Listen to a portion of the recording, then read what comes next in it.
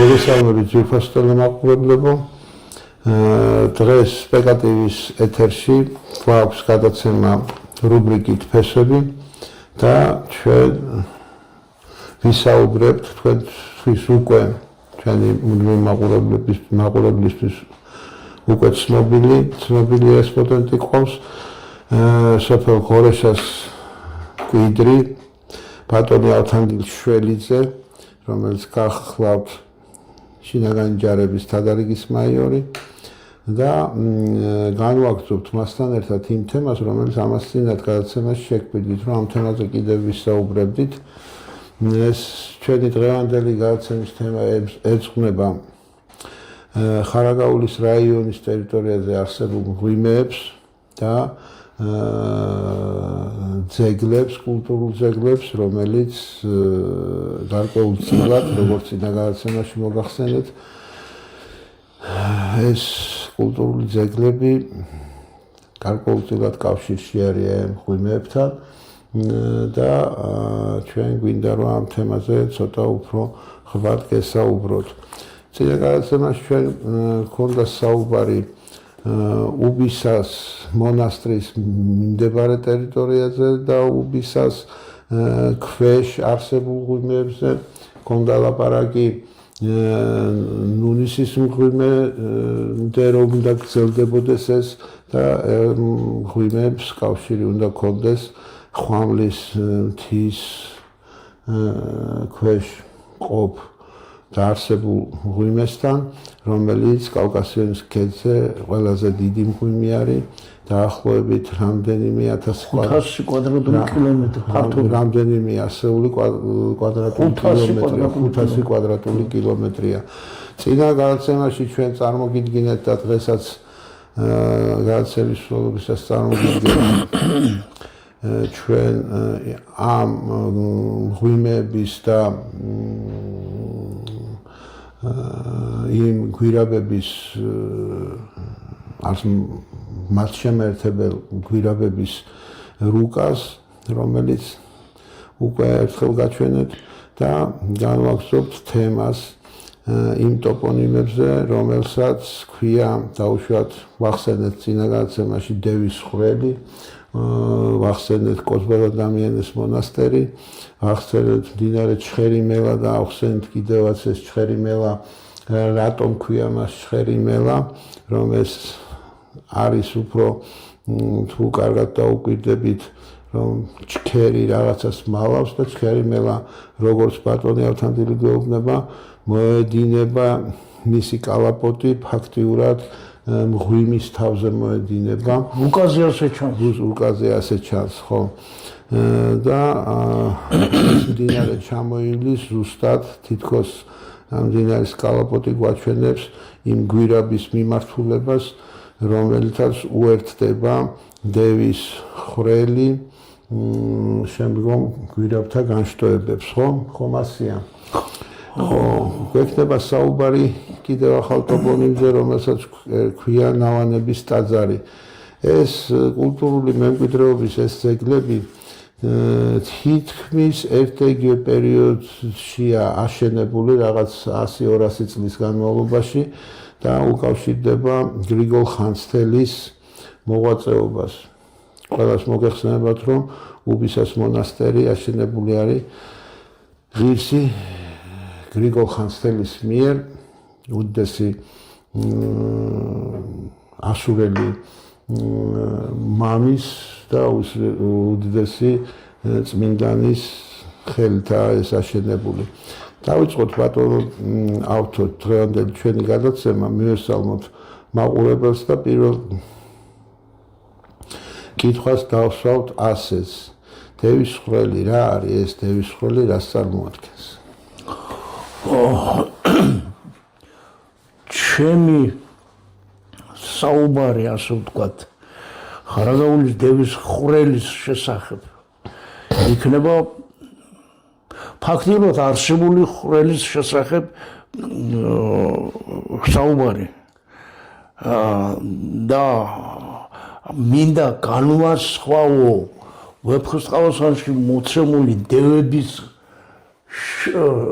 რა ქვია შესახებ, რაც ვეფხისტყაოსანში არის მოხსენიებული, ხვრელების და გვირაბების მეტი რა არის საქართველოში, მაგრამ რატომ მაინც და მაინც დევის ხვრელი ქვია? დევის ხვრელი, ესე იგი, ერთ თავში, ანუ დასაწყისში, იქ სადაც კოზმა და დამიანეს უვერცხლოთა კოზმა და დამიანეს ტაძარია აგებული, იწყება დევის ხვრელი და გადის ხარაგაულის ტერიტორიაზე, ტრასაზე, სადაც ესე იგი დევის ხვრელის აღნიშნული მონუმენტური დევების ქანდაკებებია. იქაც მონასტერი მდგარა. ესე იგი, ორ წმინდა მონასტერს შორის არის მოქცეული ესე იგი ხარაგაულში არსებული, ხარაგაულის ტერიტორიაზე არსებული დევის ხვრელის წოდებით ღვინეები. ღვინეები სხვა ამას დასახელი არ აქვს. რატომ მაინც და მაინც წმინდა ტაძრებს შორის არის მოქცეული, როდესაც დევები იხსენიებიან უარყოფით ძალად და მაინც და მაინც წმინდა ტაძრები იცავენ. როგორც ჩანს, ტაბუირებულია აქ რაღაც და ეს არის კვლევის საგანი. მე სხვა საფუძველი და მამტკიცებელი ფაქტები არაფერი არ მაქვს. ეს არის ვარაუდი, რომელიც არის შესამოწმებელი, გადასამოწმებელი სპეციალისტების მიერ, რომ დადგინდეს ყველაფერი და ინტერესთა სფეროს შესაბამება. კი ბატონო, და გაიკვეს რა ხდება იქ? ეხლა გამოკვლეული თუ ტურისტულად უნდა ჩაერთოს ტურისტულ ქსელში, ჩაერთოს ვეფხისტყაოსანში ხსენებული დევების შესახებ გვაქვს ჩვენ 360 ტაებში არის ასეთი, როდესაც ტარიელი ესე იგი ველად გავარდა ნესტანის საძებნელად, მიაკვლია ერთ-ერთ ღვიმეს და წერს ასე ვეფხისტყაოსანში რუსთაველი, ესე ქვაბნი მრავლობით რიცხვში და არა ქვაბნი უკაცურნი პოვენ დევთა შეკაფნეს, შემომებნეს, ამოვწყიდენ, ყოლა ვერას ვერ მეხაფნეს, მათ მონანი დამიხოცნეს, ჯაჭვნი ავად მოეკაფნეს, საწუთრომან დამაგრიჯა ცქაფნი, მისნი კვლავ მეცქაფნეს. ეხლა, როდესაც დამთავრდა ავთანდილის, ტარიელის და ფრიდონის ძებნა ძიება და ქაჯეთის ციხე აიღეს და ნესტანი გაანთავისუფლეს, შემდგომ გახარებული რაინდები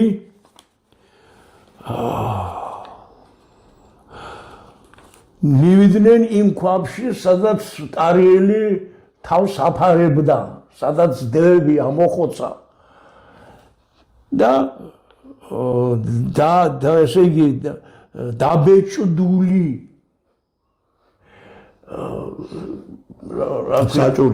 საჭურჭლე გახსნა. ასე გვამცნობს 1505 ტაეპი და შემდგომ გაგრძელებული ტაეპები. მივიდეს შიგან გარდახსეს ქვაბსა მათ დიდთა კლტეთასა, ქვაბთა ისევ მრავლობითშია და არა მხოლობითში. ასმაც უც ხორც ირმისა იქს მასმისლობა კვეთასა, ასმათი მზარეულობს. ხო, ბიჭები ხუმრობენ. ავთანდილი, ტარიელი, ფრიდონი. ამ ხანაგობდეს, ლაღობდეს წასვლასა მათ საქმეთასა, ტრაბახობდნენ ალბათ. თავიანთ ღმერთსა მადლობდეს შეცვლასა, ხინად ჭირსა დღეთასა. მოიარეს ქვაბოვანნი, თამაშობდეს მხიარულნი, პოვეს იგი საჭურჭნელი ტარიასგან დაბეჭდულნი. ვერცა ვისგან დანათვალი, ვერცა ვისგან შეგებულნი.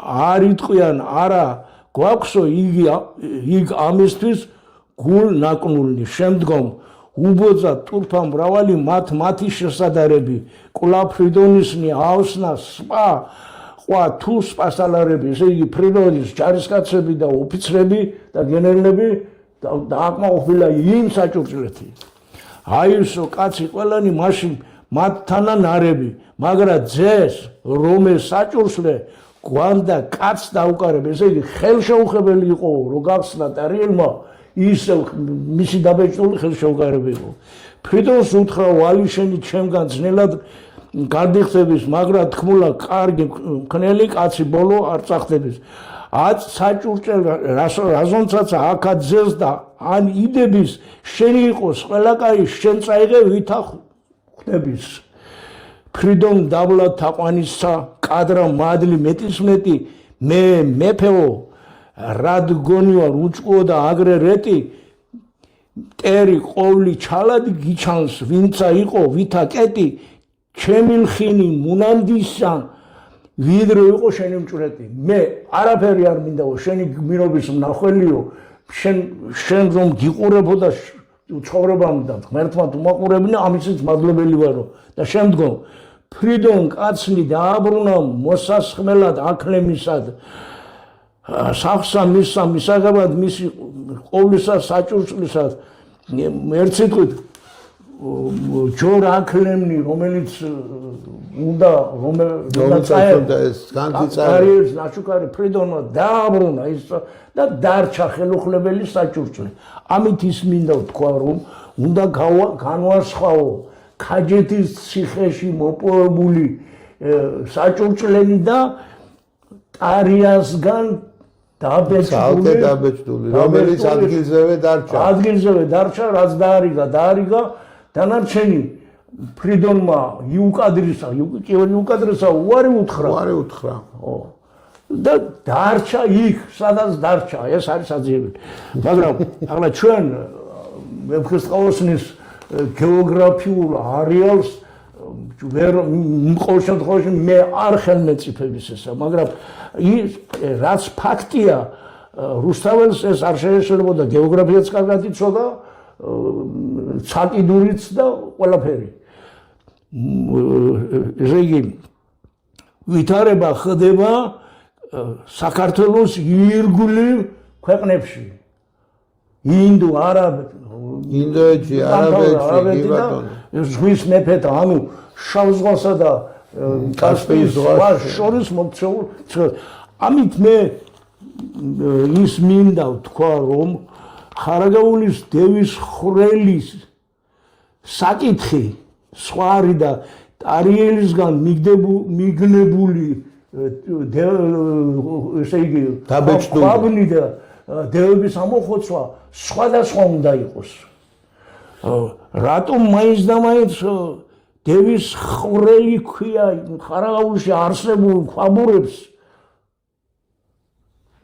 და თქვენ გამორიცხავთ იმას ბატონო ავთანდილ რომ დევის ხვრელი შეიძლება იმიტომ დაერქვა ამას რომ იქ დევები კი არ ცხოვრობდნენ უბრალოდ ყოველი აი ესეთი როგორ გითხრათ ცნობის მოყარი ადამიანებისგან იქ შესვლა ანუ თქვენ გინდა თქვენ რომ დასაშინებლად საფრთხის შემცველობას აღნიშნავს რომ არ შეხვიდე მეც ასე ვფიქრობ ცნობის მოყარი არ მოხდეს კითხვა ბევრი კითხვები წარმოეშობა კიდევ ერთხელ ვამბობ ფაქტი ის არის რომ დევის ხვრელის ორივე ნაწილი შესასვლელი და გამოსასვლელი წმინდა ტაძრებს შორის არის მოქცეული ერთი არის კოზმა და დამიანე და მეორე გასასვლელი ხარაგაულისა სადაც არის უკვე იქაც თქვა მე არა ვარ იქ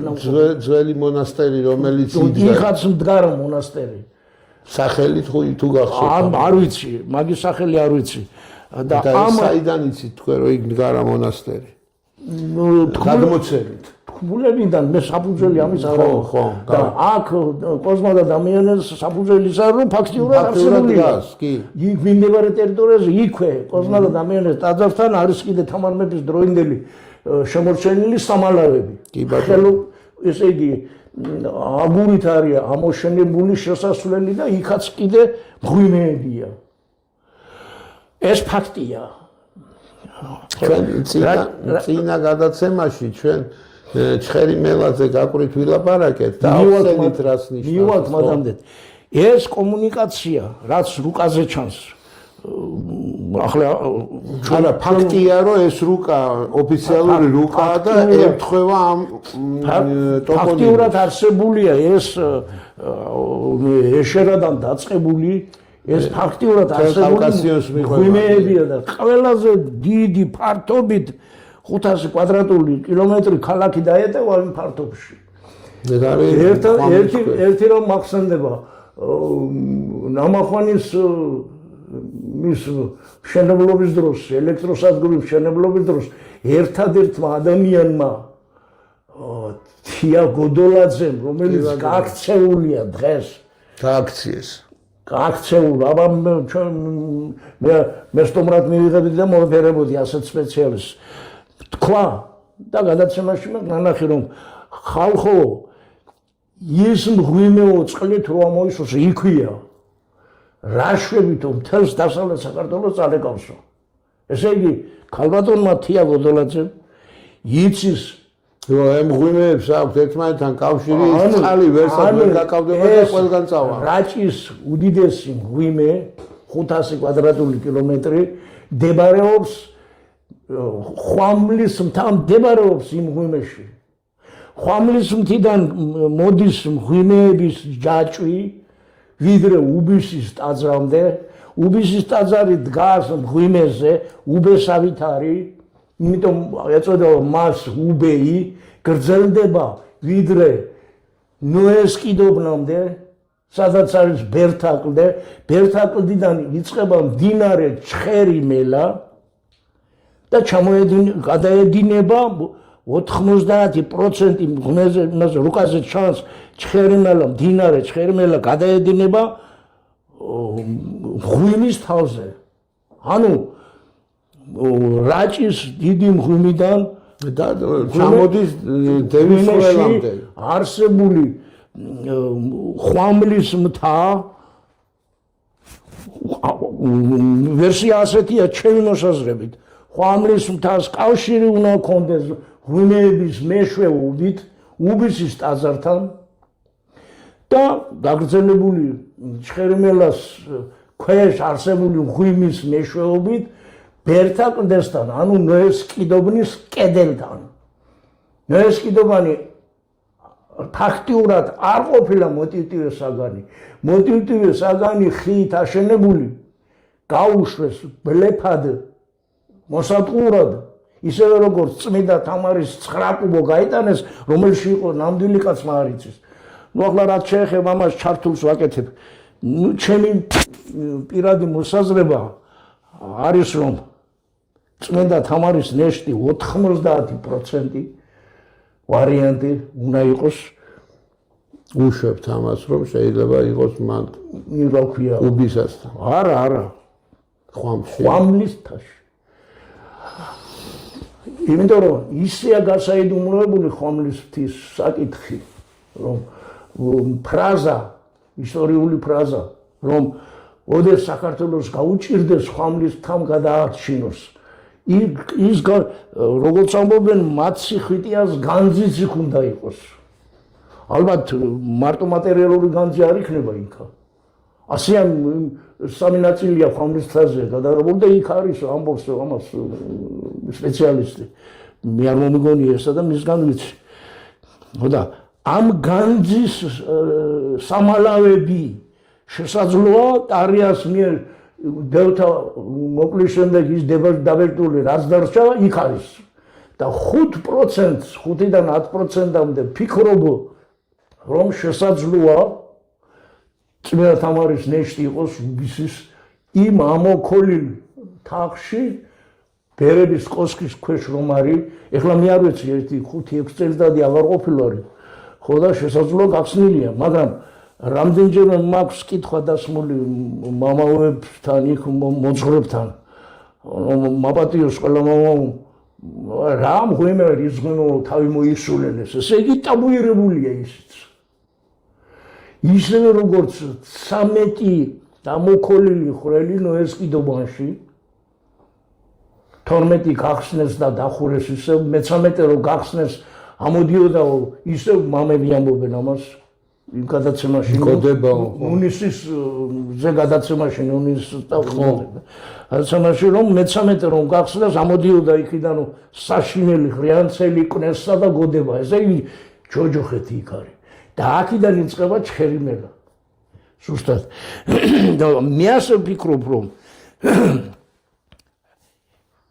ჩხერი მელა მე რა შუაშია ჩხერი უნდა იყოს იქ არის სოფელი ჩხერი და ჩხერის ციხე ჩხერი უნდა ყოფილიყო იმ იმაში რა ქვია მიდამოებში ანუ სივაღლინა ვარნილი წყლის ჭაული და ან ჩანჩქერი უნდა ყოფილიყო და თანხმოვნები ერთმანეთს ჭამს და ჩხერი ერთმანეთს და ჩხერი მალავს რაღაცას მალავს ბერთა კლდესთან ჩხერიმელას დასაწყისი შესაძლოა ჰადესის კარიბჭე ანუ მიწის ღრმულში ჩასასვლელი იქ უნდა იყოს ჩასასვლელი რომელიც ყველას არ ხელეწიფება და საფრთხის შემცველია ისევე როგორც დევის ხვრელში შესვლა და ძიება ამას სჭირდება დადგენა კვლევა აზრიანი სპეციალიზებული გაერთიანებული კოლექტიური მარტო ერთი სპეციალისტის აზრი არ უნდა იყოს გათვალისწინებული ხო კოლექტიური აზრი უნდა იყოს სპეციალისტების მეცნიერების და მე წინაზე გესაუბრებოდი პირად საუბარში როგორც მე ვიცი დევის ხვრელის ამ გადასარბენზე დაახლოებით 30 კილომეტრი იქნება ჩემი თვალსაჩინით ერთი ბოლოდან მეორე ბოლომდე რამდენიმე საიდუმლო მოსასვლელი ორი მათგანი მე ვიცი კაკულიარს გოლას სოფელ სარგვეში სადაც ტაძარი დგას იქაც ტაძარი დგას არა კაკულიარს იქაც მაგრამ მთის ძირში დგას რა და მირონწმინდაში აც განსვენებული დევდარიანის პატრიარქის სოფელია მირონწმინდა იქაც ტაძარი დგას და ძვალთ შასალაგი ყოფილა წმინდა ბერების იქ არის კიდე სხვა კიდე ალბათ და ჩემთვის ცნობილი არ არის ერთ საინტერესო ფაქტია რომ ეს კულტურული ძეგლები როგორც მე ვიცი და თქვენ საუბრიდან გამომდინარე აშენებულია სულ კარსტული მასალებით, ხო? ანუ მღვიმოვანი მასალებით, ანუ როგორც თქვენ უწოდებთ ამას სპონდიოს ქვით. აი ეს არის სპონდიოს ქვის, რა ქვია, კი ბატონო. პერანგი. მე ვაჩვენოთ მაყურებელს და ამას იგივე ქვით, მხოლოდ პერანგი არა, უბისის ტაძარი აშენებული. უზარმაზარი ქვის ნაკვეთები. მე შევამოწმე დღევანდელი სამშენებლო ბლოკების წონა დაახლოებით 20 კილოგრამს აჭარბებს. იგივე მოცულობის ეს ქვა, ანუ სპონდიო, სულხან-საბას განმარტებით, რომელსაც შირიმს ეძახის შეცდომით ეს რა ქვია, საპატრიარქოს მეცნიერები რაც ოდნავთ ნამას მე და ამ შირიმს ასახელებს და განმარტავს სულხან-საბა როგორც ნაღლის ბუშტის ქვას და ამას უწოდებს სპონდიოს იქვე განმარტება შედით ალფავიტზე და ნახეთ თვალჯერად საერთოდ შირიმი არა მარტო ნაღლის ბუშტის ქვა არის არამედ შირიმი არის ქვა რომელიც ნალექისგან წარმოიშობა ნალექისგან ზუსტად არა ნალექისგან წარმოშობილია ესაც და ალბათ ამიტომ ეძახიან სულხან-საბა განმარტავს ამ სპონდიოზე ხალსთა და წყალთა მიერ ქვადქმნილიო და ზუსტად ღვიმური წარმოშობის ქვაა ესა ღვიმეებში წარმოიშობა კარსტული და რაც შეეხება იმას რომ კიდევ აზუსტებს სულხან-საბა სპონდი შესაწირავს ნიშნავსო სპონდი ალბათ აქედან არის რომ ტაძრებისა და წმინდა ადგილების სამშენებლო და მოსართავად არის და საქმე სხვადასხვაა რომ ეს ფიქრობანია ეს სუყელა ეს ქვები ღვიმოვანია და ესე იგი ამ ღვიმეში მოძრაობა ყოფილა და უნდა გამოიტანო ახლა ზედაპირული მოძიებაც არის დღესაც მოიძიებენ ინდივიდუალურად მე რაც ვიცი დღესაც სოფელ საქმეში რა ქვია საბეში ხო და სოფელ უბისაშია იმდროინდელი აშენებული მე-9 საუკუნეში მოძიებული ეს სხვა და ნავანებიც მე-11 საუკუნეში აგერ ჩემი გადაღებული ეს ნავანებში არსებული წმინდა გიორგის სახელდებით ტაძარი მე ისიც გითხარით რომ რახან ნავანების ტაძარზე ჩამოვიდა ლაპარაკი ყავდა წაყვანილი მაშინდელი საბჭოთა პერიოდში იყო ასეთი ძეგლთა დაცვის სამმართველო და დასავლეთ საქართველოს სპეციალ კურატორი ყავდა წაყვანილი სიმონ ჯაფარიძე ეხლა ის ბატონი ჩემზე უფროსი იყო და ცოცხალია თუ არა არ ვიცი მოიძია და დაადგინა რომ იქ უნდა ყოფილიყო არა მარტო ნავანებში არა მარტო ტაძარი არამედ სამონასტრო კომპლექსი 1991 წლის ბოლოსათვის დადგენილი ჰქონდა რამდენიმე სახის კომისიის ადგილზე მისვლა მინერალური წყალიც ჰქონდა წაღებული იქ არსებული ისტორიკოსი ხელოვნებად ცოდნე და ასე შემდეგ უნდა მოსუფთავდეს მონასტრის ანუ ეკლესიის ძირი დავიდეს ქვაზე და მონახაზი გეუბნება რა სტილის ერთნავიანი ორნავიანი მრავალტაძროვანი თუ რაღაც და გიჩვენებს ისო მაგრამ 91-ში მე და ჩემი თანამეინახენი ვისეცალა მაგისთვის ცხონებული ზვიადის დროს გაწეული ვიქენით სამაჩაბლოში ნიმის დამთავრების მერე ომის დამთავრების მერე აღარავითარი დოკუმენტაცია აღარ დამხვდა ბატონის სიმონ ჯაფარიძის მიერ მოძიებული ვეღარც ის კაცი ვნახე სამსახურიდან დაითხოვეს გააგდეს მე არ ვიცი და მისამართიც არავინ არ მომცა როგორც ჩანს რაღაცათომ გააგდეს მე პირდაპირ კაცი ვარ და არ მერიდება არც საპატრიარქოსი არც ოფიციალური ხელმძღვანელებისა საქმე უნდა აკეთოს სპეციალისტმა მაგრამ არსებობს შური და მტრობა კარგი სპეციალისტი იყო და ნორმალური ამხანაგი ხო ეს მოკლედ რომ თქვათ ასე და რაც შეეხება ნავანებს ეხლა გეტყვით ისევ ვეფხისტყაოსანს მიმართავ ნავანების საკითხისთვის ხო ავთანდილის პირველი გასვლა ტარიელის საძებნელად და ტარიელის ძებნის პირველი მოგზაურობიდან დაბრუნებულ თინანთის აცნობს მოგზაურობის შედეგს 306 ტაეფშია ქალსა რა ესმა ამბავი მიხვდა წადილინებისა განათდა პირი მთვარისა ვით ნათლად ნავანებისა ახსნაში ანუ სიტყვების განმარტებაშია ეს რომ ახლა მთვარე თინათინის აღნიშნული მეტაფორაა და ნავანებში იგულისხმება კაშკაშა უხვი ნათლით შემოსილი ანუ უნივთო ცეცხლი ალბათ რაც უფლის საფლავიდან გადმოდის უნივთო ცეცხლი ეს ნიშნავდაბლივი ამბავია იქვე ხორეშაში არის ჩვენთან ტაძარი მოტყიერი ქვია და მოტყიერი ახსნაშია ალებულს ნიშნავს ეთქობა ის მაყლოვანიდან რომ უფალი ელაპარაკება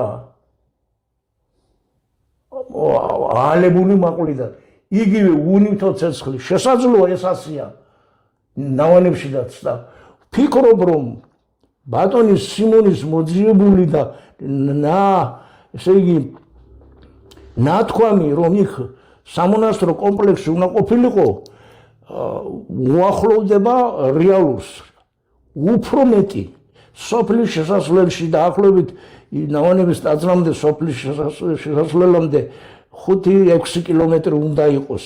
ეხლა გაუდაბურებულია იქაურობა. იქ ნავენახარებია, ნაყანვარებია, იქ ნავანების ტაძრის მიმდებარე ტერიტორიაზე. ეხლაც არის. არ ცხოვრობს იმ სოფელში არა? აღარ ცხოვრობს, ალბათ მაშინ ცხოვრობდნენ რა. ვენახს რატო გააშენებდა კაცი თუ იქ ეს არის ცხოვრობდა. ხო. სოფლის შესასვლელში დგას კოშკი მდგარა, ნაკოშკარია დღეს იგივე ქვით. სპონდიოს ქვით ნაშალია. და დინარის გამოგმა ყოფილა ორი ციხე. არასაპატიმროს, არამედ თავდაცვითი ნაგებობა. ერთს ქვია ნოჯიხურევი, მეორეს ქვია ციხიანი. მეგრულად ჯიხა ციხეს ნიშნავს. ასეთი თავდაცვითი და სათვალთვალო პუნქტი რატომ უნდა ყოფილიყო თუ უბრალო მონასტერი იყო? ეთყობა ნიშნულოვანი ღირებულების შემცველი უნდა ყოფილიყო. იქით მხრიდან იცავს ბორჯო ხარაგაულის მთები და ტყე. შესასვლელიდან ეს სამი პუნქტი სათვალთვალო კოშკი და ციხე ბურჯები. ეს რაც შეეხებოდა მოკლედ და იმათ რა ქვია მოსაძიებელია არსად არაჩანს ვეძებე ჯერ საბჭოთა პერიოდში დავეძებე რომ ამ დასახელების ანუ ნავანების დასახელების ტაძარი არსად არ აღმოჩნდა.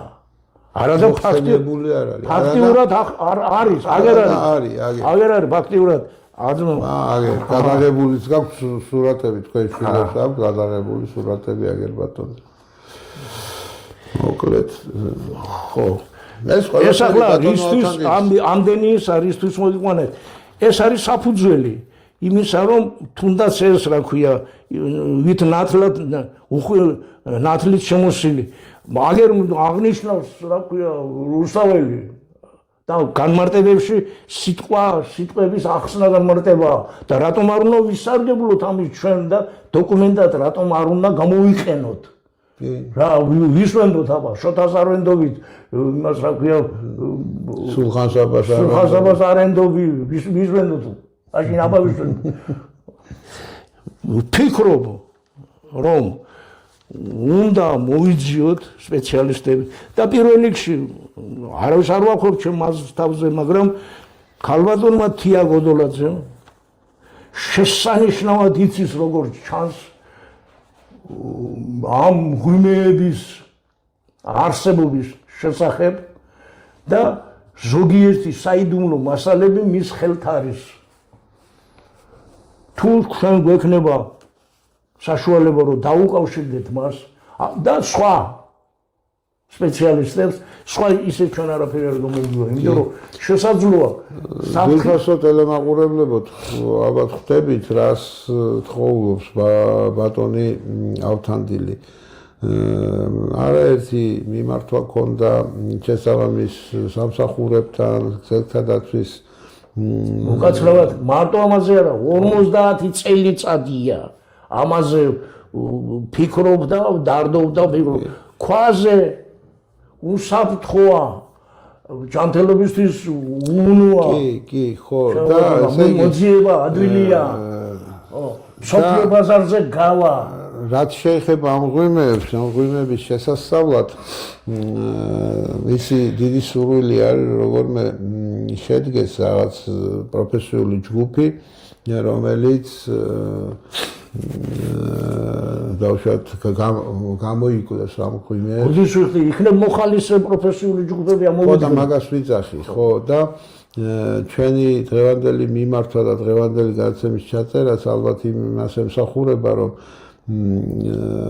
დაინტერესდეს ხალხი და დაგვიკავშირდნენ პროფესიონალები, რა თქმა უნდა. რა თქმა უნდა, ისე საფრთხის შემცველია იქ სიარული. რაც როგორ შეიძლება ისე გულდანდობილად შესვლა იქ რომც არ იყოს ტაძრებს შუა მოქცეული, ანუ გაფრთხილებს არ შეგვიდეო.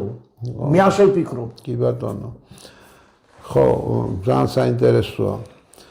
ბატონო ალთანდი მე წინა გადაცემაშიც გითხარით და მაშინაც შეგპირდით რომ მე აუცილებლად ძალიან დავინტერესდი აი ამ გვირაბების ისტორიით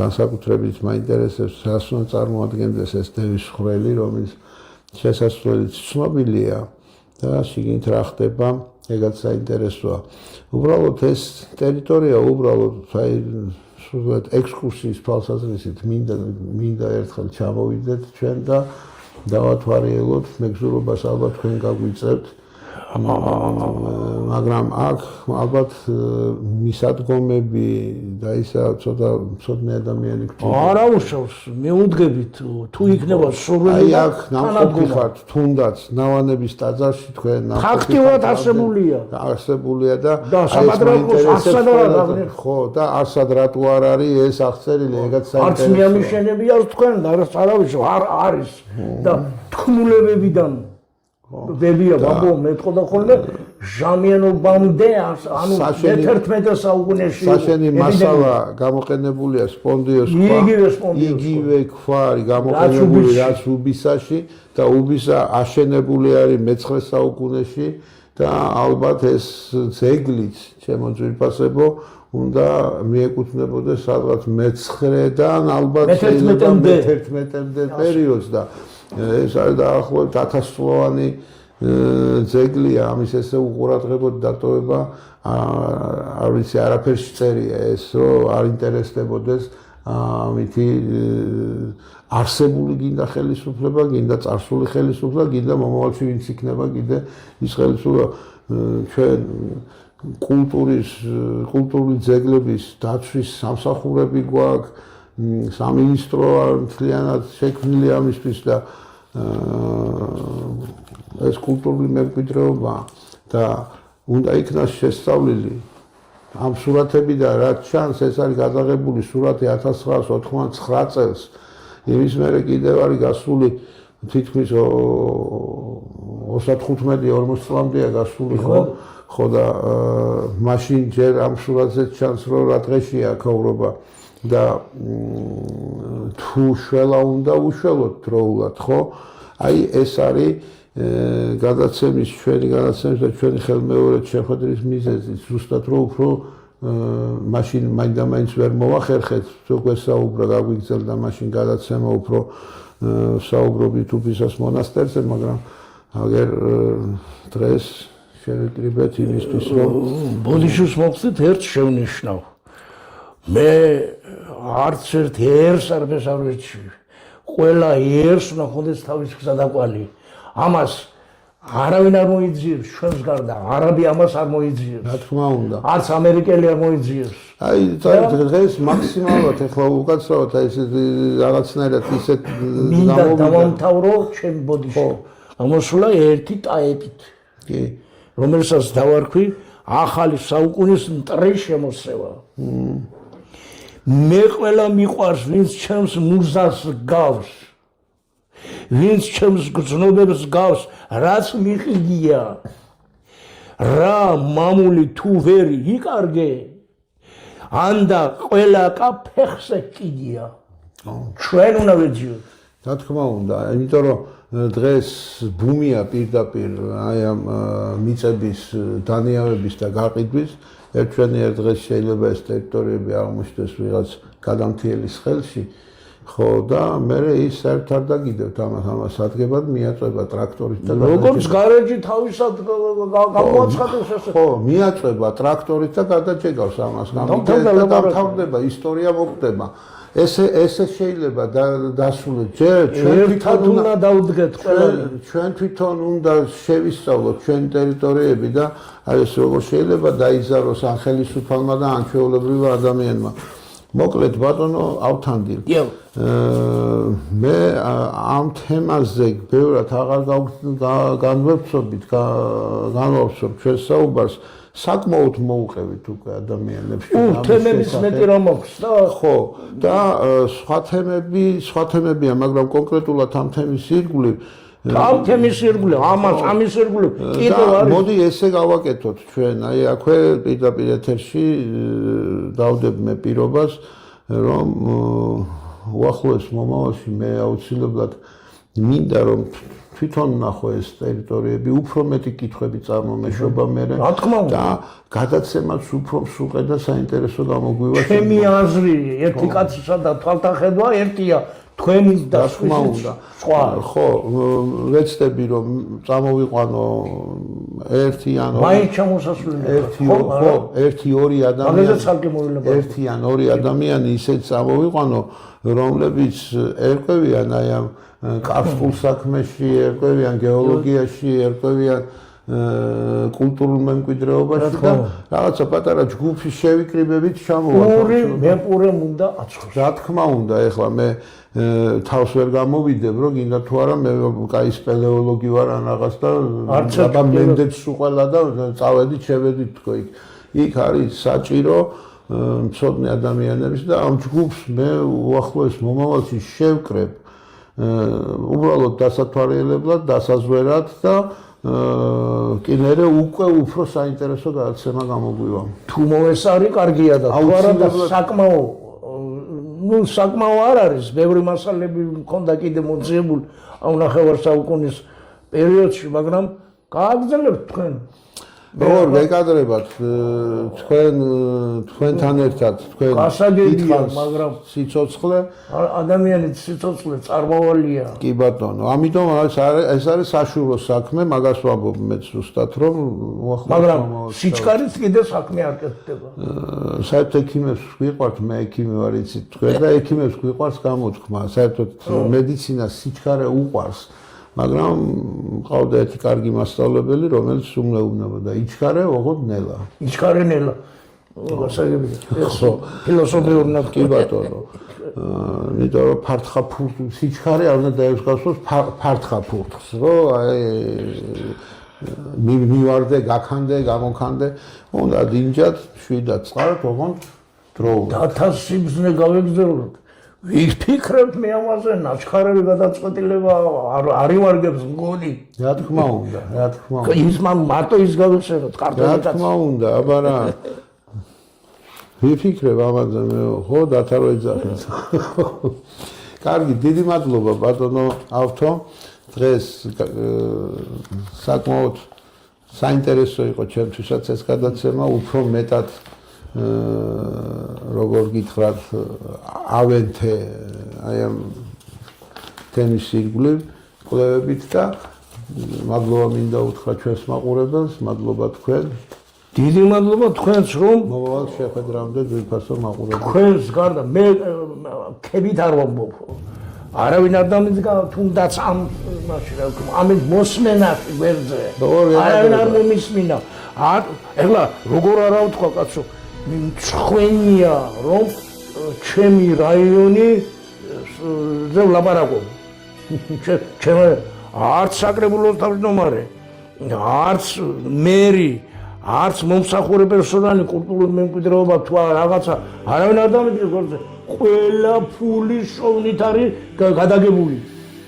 ვისაც უნდა იმას ეწყინო, თუ ეწყინებათ ცივი წყალი